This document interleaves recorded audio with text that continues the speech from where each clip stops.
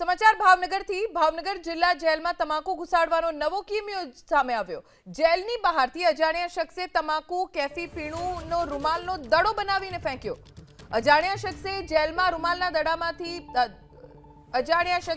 રૂમાલનો દડો બનાવીને ફેંક્યો।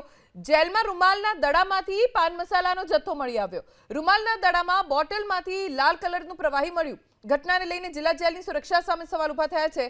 જેલના ગ્રુપ 2 ના જેલરની નીલમબાગ પોલીસ સ્ટેશનમાં ફરિયાદ।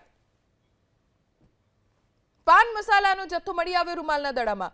નવો કિમિયો હવે જેલમાં વસ્તુઓ પહોંચાડવાનો સામે આવ્યો છે। રૂમાલના દડામાં પાન મસાલા અને કેફી પીણું બાંધીને તેને જેલમાં ફેંકવામાં આવ્યું અને આ દર્શાવે છે કે જેલની સુરક્ષા કઈ હદે કથળેલી છે। સમાચાર ભાવનગરથી ભાવનગર જિલ્લા જેલમાં તમાકુ ઘુસાડવાનો નવો કિમિયો સામે આવ્યો।